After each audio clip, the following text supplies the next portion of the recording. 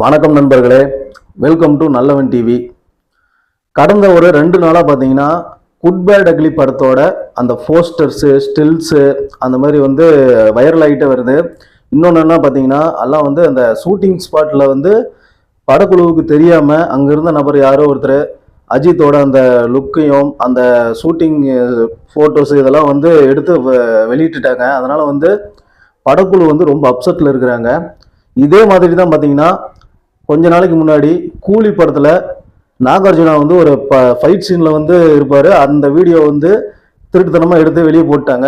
இதனால் படக்குழுவே ரொம்ப ஷாக் ஆகி போயிட்டாங்க. அந்த கூலி படத்தில் இந்த லீக் ஆன வீடியோ சம்பவம் நடந்து கொஞ்ச நாள் தான் ஆகுது. அதுக்குள்ளேயே பார்த்தீங்கன்னா ஸ்பெயினில் குட் பை அக்லி படம் நடக்கிற ஷூட்டிங் ஸ்பாட்ல இருந்து பார்த்தீங்கன்னா அந்த வீடியோ மற்றும் அந்த ஃபோட்டோஸ்லாம் எடுத்து இணையத்தில் பரப்பி அது மிகப்பெரிய வைரலாக போயிட்டு இருக்குது. அது மட்டும் இல்லாமல் படக்குழு சார்பிலையும் அஜித்தோட லுக் இதுதான் அப்படின்னு சொல்லி ஒரு புது லுக் ஒன்று ரிலீஸ் பண்ணியிருந்தாங்க.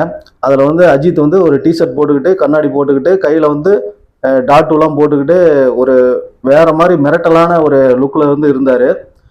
அந்த லுக்கில் படத்தில் இடம்பெற்ற அந்த காட்சிகளை படக்குழுவுக்கே தெரியாமல் திருட்டுத்தனமாக யாரோ ஒரு நபர் எடுத்து இணையத்தில் பரப்பி விட்டதுனால மிகப்பெரிய அப்செட்டில் இருக்கிறாங்க படக்குழு. கிட்டத்தட்ட 4 மணி நேரம் ஆதிக் ரவிச்சந்திரன் படத்தை டைரக்ட் பண்ணாமல் அவர் படக்குழுவை கூப்பிட்டு இந்த மாதிரிலாம் தயவு செஞ்சு பண்ணாதீங்க, நான் ரொம்ப கஷ்டப்பட்டு இந்த படத்தை எடுத்துகிட்டு இருக்கிறேன், எனக்கு இது முக்கியமான படம், அதாவது என்னோட கனவு படம், இதை இந்த அஜித்குமார் சாரை இயக்கிறது என்னோட லட்சியமாக நினச்சி நான் இந்த படம் எனக்கு கிடைச்சதுனால அதை ஒரு சூப்பர் படமாக கொடுக்கறதுக்கு நான் இயக்கிட்டு இருக்கிறேன், நீங்கள்லாம் ஏன் இப்படி பண்ணுறீங்க அப்படின்னு சொல்லி டென்ஷன் ஆகிட்டாராம். அங்கேருந்து எல்லாருக்கும் அறிவுரையும் கூறியிருக்காரு. சரி, நம்ம இப்போ அந்த பழைய சம்பவங்கள் கொஞ்சத்துக்கு பதிலடி கொடுத்துருவோம். அஜித்தோட இந்த லுக்கை பற்றி பேசுவோம். வலிமை படம் ரிலீஸ்ன்னு நினைக்கிறேன். அந்த சமயத்தில் ப்ளூ சட்டை மாறேன் அப்படின்னு ஒருத்தர் அந்த யூடியூப்பில் ரிவ்யூலாம் போடுவார். அது தெரியாத ஆளே கிடையாது, எல்லாருக்குமே தெரியும்.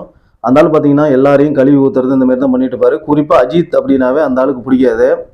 அவர் என்ன பண்ணார் அப்படின்னா வலிமை படம் ரிலீஸ் டைமில் ரிவ்யூ பண்ணும்போது அஜித்துக்கு மூஞ்சில் தொப்பு விழுந்து போச்சு அப்படின்னு சொல்லி அது இதுன்னு பேசி அவரோட உருவகேலியை பண்ணியிருந்தாரு. உருவகேலி யாரையுமே நம்ம பண்ணக்கூடாது. ஏன்னா எல்லாருக்குமே வயசாகும், உருவங்கள் மாறும். ஆனால் ப்ளூ சட்டை மாறலாம் இளம் வயசுலேயே ரொம்ப கொடூரமாக தான் இருந்திருப்பாரு. ஏன்னா இப்போ இருக்கிற மூஞ்சி பார்த்தீங்கன்னா நீங்கள் கனெக்ட் பண்ணிக்கலாம். நான் தனிப்பட்ட முறையில் அவரை எதுவுமே சொல்ல விரும்பலை. ஆனால் அவர் அஜித்குமார் இப்படி சொல்லிட்டாரு அப்படிங்கிற ஒரு ஆதங்கத்தில் ஒரு சின்ன ஒரு வார்த்தையை மட்டும் சொல்கிறேன். ப்ளூ சட்டை மாறன் அப்படிங்கிற அந்த பேருக்கு ஏற்ப அவரோட சட்டை மட்டும்தான் தெரியுமே தவிர ஆள் தெரியவே மாட்டார். கண்களில் 2 வெள்ளை பகுதி மட்டும்தான் தெரியும். பேசும்போது பல்கள் கொஞ்சம் ஒரு மஞ்சள் வெள்ளை கலராக தெரியும், அவ்வளோதான். மற்றபடி அவரோட முகத்துலேயும் சரி எதுவுமே நம்ம கண்டுபிடிக்க முடியாது. ஒரே ஒரு கருமையாக ஒரு உருவம் ரிவ்யூ பண்ணுற மாதிரி தான் இருக்கும். அதாவது ஒரு பேய் ரிவ்யூ பண்ண எப்படி சாரி அதாவது அதாவது ஒரு பேய் ஒரு பேய் ரிவ்யூ பண்ண பிடிக்குமோ அந்த மாதிரி தான் ப்ளூ சட்டை மாற ரிவ்யூ பண்ணும்போது அப்படிதான் தோணுச்சு. ஏன்னா தயவு செஞ்சு ப்ளூ சட்டை மாறின பிடிச்சி அடுத்து பேய் படத்துக்கு கிராபிக்ஸ் எல்லாம் போடாம இந்த கூப்பிட்டு கொண்டு போய் மூஞ்ச காமிக்க சொன்னோமா தேட்டர்லாம் பயந்தே செத்துருவானுங்க. சரி, சாரி, இந்த மாதிரி பேசுறதுக்கு அவருக்கு மனசு இந்த வீடியோ யாரோ பார்த்து இந்த மாதிரி பேசக்கூடாது அப்படின்னு சொல்லி நீங்கள் சொன்னீங்கன்னா கண்டிப்பாக அதை ஏற்றுக்கிறேன். ஏன்னா யாரையுமே உருவகேலி பண்ணக்கூடாது. இருந்தாலும் அந்த ஆள் பண்ணது ரொம்ப தப்பு. அதனால் என்னால் அப்போ பதிலடி கொடுக்க முடியல. ஏன்னா அப்போ யூடியூப் சேனல் இல்லை. அதனால் இப்போ இந்த வீடியோவால் நான் சொல்லிக்கிறேன். அதே மாதிரி வலைபேஜ் அந்தணன் ஒரு வீடியோவில் சொல்லியிருந்தாரு, அஜித் மங்காத்தா படத்துக்கு அப்புறம் ஒரே கெட்டப்பில் தான் நடிக்கிறாரு, கெட்டப்பே மாற்றலை அப்படின்னு. ஆனால் விஜய் பல கெட்டப்பில் நடிக்கிறாரு அப்படின்னு சொல்லி அவர் பேசியிருந்தாரு. நான் ஒரு கேள்வி கேட்குறேன், நீங்களே மனசை தொட்டு சொல்லுங்கள். மங்காத்தா படத்துக்கு அப்புறம் அஜித்குமார் நடிப்பில் வெளியே வந்த படம் பார்த்தீங்கன்னா பில்லா 2. அந்த படத்தில் அஜித்குமாரோட கெட்டப் வேறையாக தான் இருந்துச்சு. சரி, ஓகே.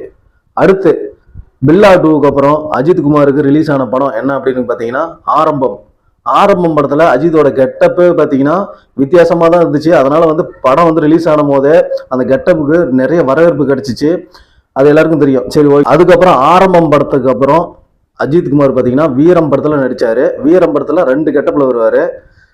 அந்த கெட்டப் ஏதோ ஒரு நீங்க படத்துல பாத்தீங்கன்னா கண்டிப்பா வேறே தெரியுதுல, ஒரே மாதிரியா இருக்குது, ஒரே கெட்டப்னு சொல்றாங்கல்ல. இப்ப ஆரம்பம் படத்துக்கும் வீரம் படத்துக்கும் வித்தியாசம் தெரியுது. வீரம் படத்துக்கு அப்புறம் அஜித் குமார் வந்து என்ன இருந்தால் படத்துல நடிச்சாரு. அதுலயுமே 3 கெட்டப்ல நடிச்சிருப்பாரு. அந்த படத்துல பாத்தீங்கன்னா 3 கெட்டப்புக்குமே நிறைய வித்தியாசம் இருக்கும். அது மட்டும் இல்லாம முந்தைய படங்களோட கெட்டப்பும் மாறிதான் இருக்கும். என்ன இருந்தால் படத்துக்கு அப்புறம் அஜித் குமார் வந்து வேதாளம் படத்துல நடிச்சாரு. வேதாளம் படத்துல வந்து அஜித் குமார் 2 கெட்டப்ல வருவாரு. அந்த 2 கெட்டப்பும் இதுக்கு முன்னாடி நடிச்ச படங்கள்ல கிடையாது. நமக்கு அந்த கெட்டப் தனியா வச்சாவே தெரியும். அந்த போட்டோவை பார்த்தாவே தெரியும் இது வேதாளம் அப்படின்னு சொல்லிடலாம். வேதாளம் படம் முடிச்சுட்டு அஜித் குமார் வந்து விவேகம் படத்துல நடிச்சாரு. விவேகம் படத்துல வந்து கிளீன் சேவ்ல ஒரு சூப்பரான ஒரு காப் போலீஸா நடிச்சிருப்பாரு. அந்த கெட்டப் பார்த்தீங்கன்னா இப்போ அந்த போட்டோ வந்து விவேகம் படத்தோட போட்டோ வச்சாவே தெரியும் இது விவேகம் படம் தான் அப்படின்னு. அதே மாதிரி விவேகம் படம் முடிச்சதுக்கு அப்புறம் விஸ்வாசம் படத்துல நடிச்சாரு. விஸ்வாசம் படத்துல வந்து அஜித்தோட கெட்டப்பு வேற லெவல்ல இருக்கும். முறுக்கு மீசையெல்லாம் வச்சுக்கிட்டு வேற லெவல் நடிச்சிருப்பாரு. அதுலேயுமே வந்து டை அடிச்சு ஒரு கெட்டப்பும் டை அடிக்காம ஒயிட் ஹேர்ல ஒரு கெட்டப்பும் நடிச்சிருப்பாரு. நேர்கொண்ட பார்வை படத்துக்கு அப்புறம் அஜித் குமார் வந்து வலிமை படத்தில் நடிச்சாரு. வலிமையிலையும் கெட்டப் வந்து வேற கெட்டப் தான். ஏன்னா வலிமை போட்டோ வச்சாலும் நம்ம வந்து இது வலிமை படம் அப்படின்னு சொல்லிடலாம். வலிமை படத்துக்கு அப்புறம் அஜித்துக்கு துணிவு படம் வந்துச்சு. துணிவு படத்தில் வந்து அஜித்துக்கு முற்றிலும் மாறுபட்ட கெட்டப்பு. இது வரைக்கும் அந்த கெட்டப்ல எந்த தமிழ் சினிமா நடிகர்களும் நடிச்சதே கிடையாது. அந்த மாதிரி ஒரு கெட்டப்பு, அதுவும் வித்தியாசமாக தான் இருந்துச்சு. துணிவு படத்துக்கு அப்புறம் அஜித் குமார் நடிச்சிட்டு இருக்கிற விடாமுயற்சி படத்துலையும் அஜித்துக்கு வித்தியாசமான கெட்டப் தான் கொடுத்துக்கிறாங்க.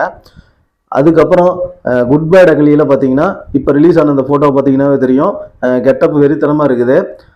சரி, இந்த மாதிரி வந்து எல்லா படத்துலையும் இப்போ எல்லா படத்தோட ஃபோட்டோவும் நீங்கள் வரிசையாக மாற்றி மாற்றி வச்சா கூட இது இந்த படம் தான் அப்படின்னு கரெக்டாக நம்ம சொல்லலாம். அந்த மாதிரி கெட்டப் மாற்றி நடிக்கிறாரு.